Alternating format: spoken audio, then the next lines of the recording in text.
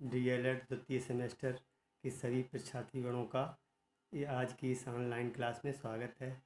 बच्चों, इस समय हम लोग चर्चा कर रहे हैं प्रारंभिक शिक्षा की नवीन प्रयास।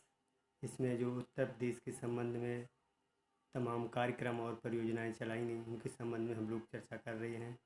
पूर्व वीडियो में हमने ऑपरेशन ब्लैक बोर्ड की मोस्ट एसओपीटी पर चर्चा की थी।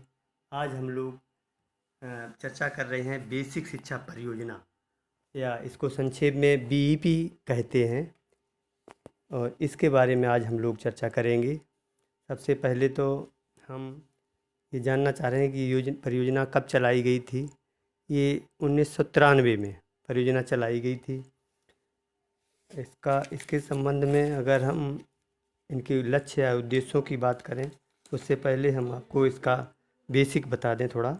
यह परियोजना प्रदेश में बेसिक शिक्षा की सुव्यवस्था हेतु सन 1993 से प्रारंभ की गई थी।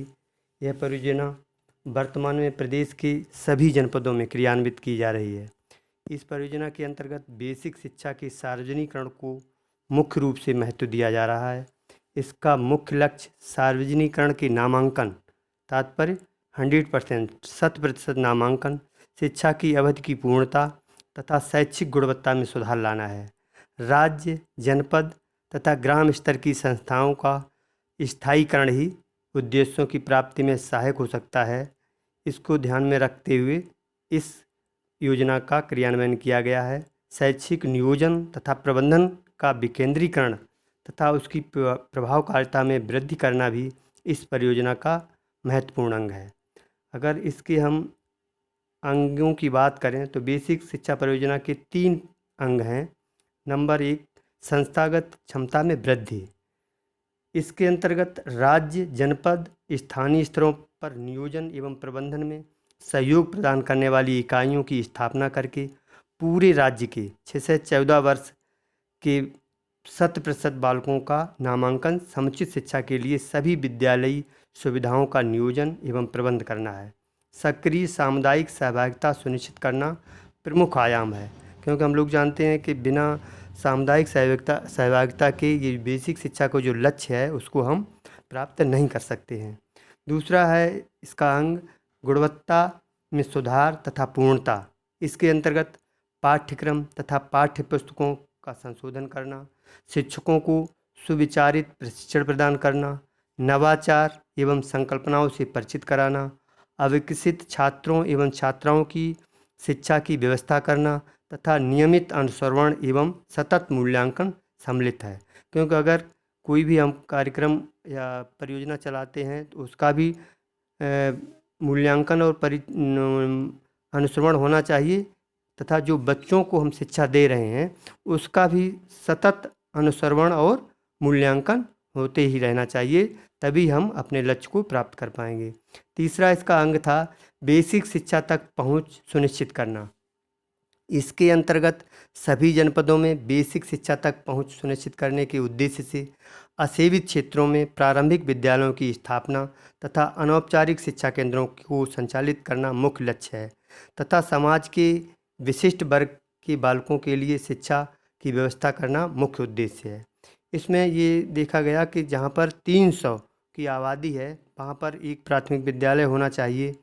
अगर विद्यालय वहाँ पर नहीं खोला जा सकता है तो वहाँ पर अनौपचारिक शिक्षा केंद्र संचालित किया जाए, और या 300 की आबादी हो अथवा 1.5 किलोमीटर की दूरी पर विद्यालय अवश्य खोले जाने चाहिए।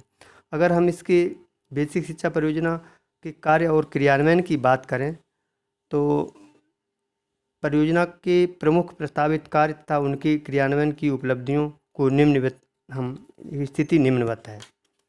नंबर 1 है SCERT का सुदृढ़ीकरण। SCERT का सुदृढ़ीकरण से हमारा तात्पर्य ये है कि इसके द्वारा शिक्षक प्रशिक्षण कार्यक्रम तथा पाठ्य पुस्तक सामग्री निर्माण, मूल्यांकन, तकनीकी तथा दक्षताओं का विकास किया जाना प्रस्तावित है। ये आप जान रहे होंगे कि ये SCERT संक्षेप में इसको कहते हैं। इसका पूरा नाम है state council for education research and training. इसका मुख्यालय लखनऊ में है।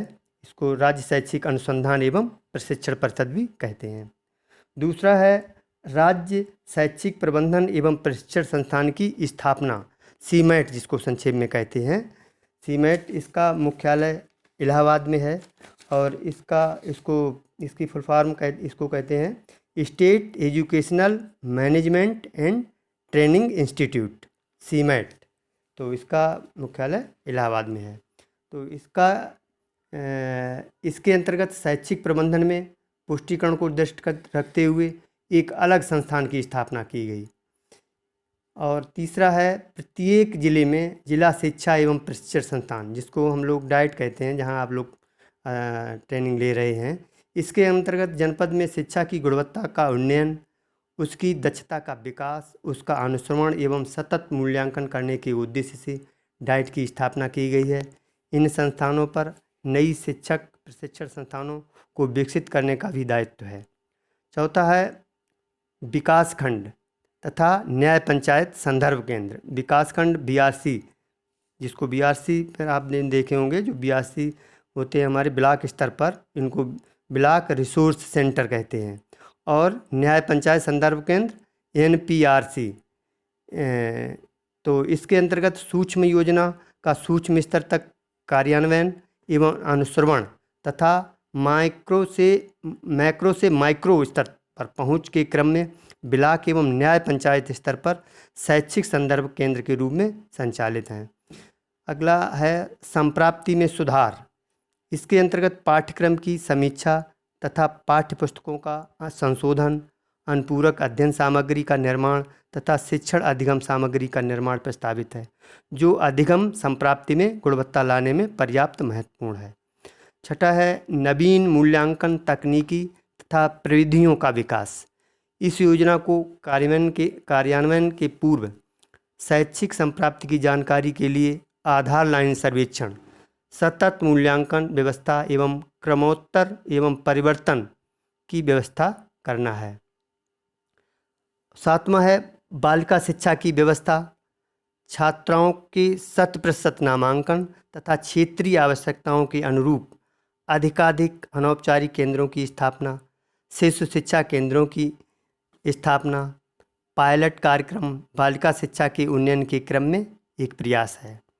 और अंत में लास्ट है नवाचार कार्यक्रमों का संचालन। इसके अंतर्गत विद्यालयों में कार्यानुभव एवं विशिष्ट बालकों की शिक्षा योजना प्रस्तावित है। अगर अंत में हम इसकी जो उपलब्धियों की बात करें, अब तक हमने इसमें क्या क्या उपलब्धियां पाई हैं, तो बेसिक शिक्षा परियोजना की जो उपलब्धियां हैं वो हम निम्न प्रकार हैं। भौतिक एवं मानव संसाधन के विकास पर ध्यान दिया गया है। इस क्रम में लगभग 6000 से अधिक प्राथमिक विद्यालय भवन, लगभग 2500 उच्च प्राथमिक विद्यालय भवन तथा 2400 से अधिक एक कक्षा 2 कक्षा का निर्माण, 20,000 से अधिक शौचालय एवं 10,000 से अधिक हैंडपंप लगाए जा चुके हैं। इसके अतिरिक्त आच्छादित विकास खंडों में सैकड़ों ब्लॉक संसाधन केंद्रों के भवनों का निर्माण कराया जा चुका है तथा पर्याप्त संख्या में शिक्षकों की नियुक्तियां भी की गई हैं। दूसरा है आच्छादित जनपदों में सूक्ष्म योजना के आधार पर औपचारिक शिक्षा के केंद्र के रूप में अनौपचारिक शिक्षा केंद्र खोले जा रहे हैं। प्रत्येक परिवार ग्राम का सघन सर्वेक्षण कराया गया है। इसके आधार पर 100% नामांकन एवं उनके धारण का प्रयास किया जा रहा है। निश्चय ही बालिका संख्या में बहुत वृद्धि हुई है। इसमें विशेष रूप से बालिका शिक्षा सहायक है। ब्लॉक स्तर पर समस्त आधुनिक शैक्षिक उपकरण उपलब्ध कराने से जनसाधारण एवं संप्रेषण में सुविधा हो रही है। पांचवा है शैक्षिक गुणवत्ता में वृद्धि हेतु जनपदों में डाइट का मार्गदर्शन सुलभ है। आच्छादित सभी जनपदों के पुराने और नए शिक्षकों हेतु नियमित सेवारत प्रशिक्षण की व्यवस्था की गई है, जिसमें शिक्षकों द्वारा सामान्यतः छात्र छात्राओं को क्रिया आधारित शिक्षण देने का कार्य आरंभ किया जा सके। और अब इसमें अंत में हम ये देख रहे हैं कि अगर इसकी बात की जाए तो ये 2 चरणों में लागू की गई थी। एक उत्तर प्रदेश बेसिक शिक्षा परियोजना प्रथम चरण था 5 अक्टूबर 1993 से 5 अक्टूबर 1993 से 2000 तक। और द्वितीय चरण इसका था सितंबर 1997 से सितंबर 97 से 2000 तक। और अंत में अगर सार रूप में हम देखें तो इसमें हमें देखते हैं कि बेसिक शिक्षा परियोजना के अंतर्गत मुख्य रूप से शैक्षिक पहुंच का विस्तार, छात्रों की ठहराव को बढ़ाना, ह्रास एवं अवरोध को कम करना, संस्थागत क्षमता का विकास, अध्यापकों का सेवारत प्रशिक्षण, पाठ्यक्रम का पुनरीक्षण, पाठ्य पुस्तकों का पुनर्लेखन आदि गुणवत्ता के कार्यक्रम भी संचालित किए गए थे। और आज का अब ये चैप्टर यहीं पर समाप्त करते हैं। आगे हम लोग अगले चैप्टर पर चर्चा करेंगे। धन्यवाद।